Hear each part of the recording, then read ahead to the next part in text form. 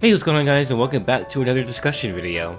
It's been a while since the last one I've done, and for this video I asked you guys on Twitter, who do you think the hardest characters in Ultimate are? And yeah, we're just gonna check out some of you guys' responses. Thorium says, Peach, Ice Climbers, Rosalina, Kazuya, Ken, and Sheik are probably the hardest in my opinion.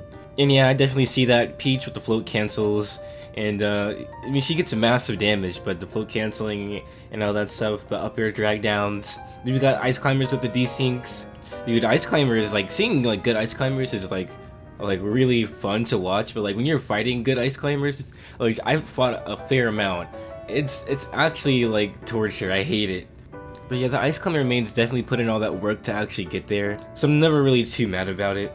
Rosalina I can definitely see too, because you know, I mean, she can kind of desync with Luma a little bit to do some things, and she's kind of light, and you need to kind of like be really good with controlling Luma and all that.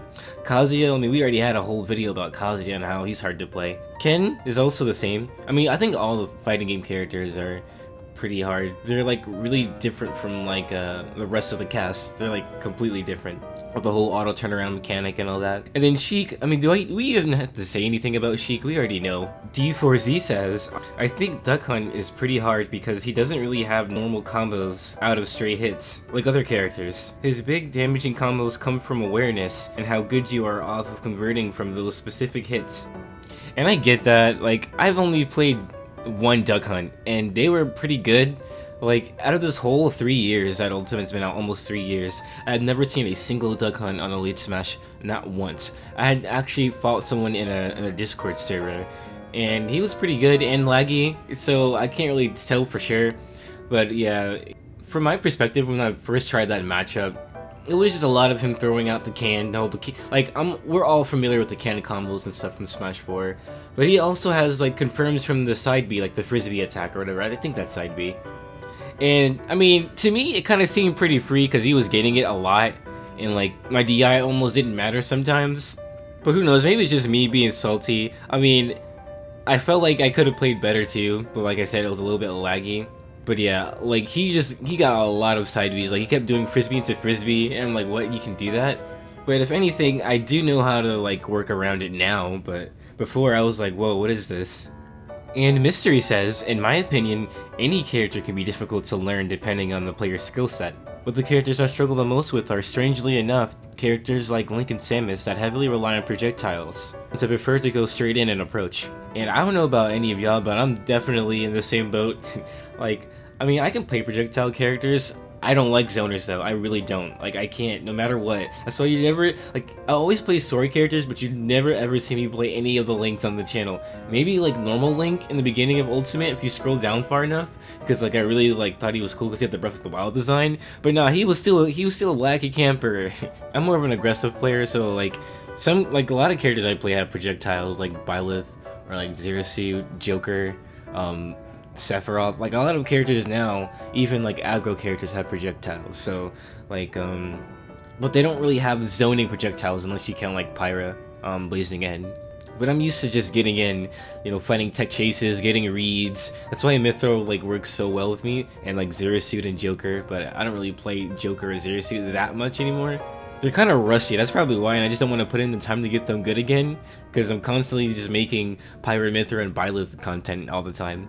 I will admit though, playing Dark Samus or like watching good Dark Samus or like normal Samus gameplay, it's really good, as well as like good Link gameplay. Like one of the most recent tournaments we had where Spargo was there, and he had to fight a really good Link player, and it was actually kind of cool to watch. Near's broken though. I hope I'm saying this right, but Atem, I think it's they say that that depends on how someone looks at the question.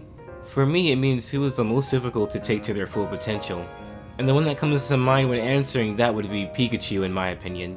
And yeah, I know some people will disagree, because, you know, Pikachu's really good, and they think that because the character's good that they're easy to play, because that's kind of typical for top tiers.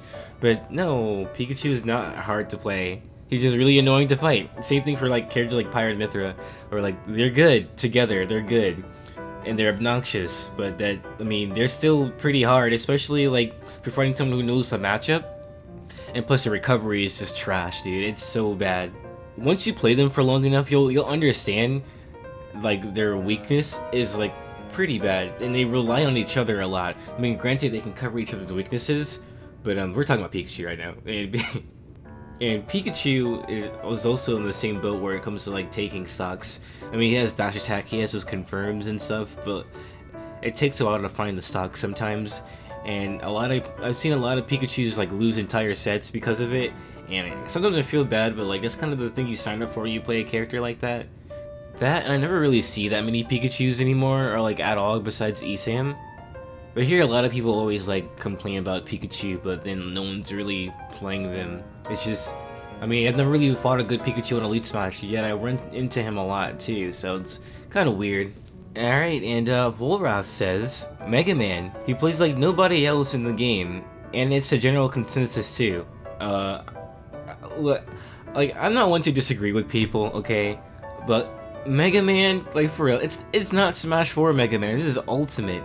Like, Ultimate Mega Man is sauceless, 1, and 2, like, I don't think they're hard, I don't think he's hard, I think he's just annoying.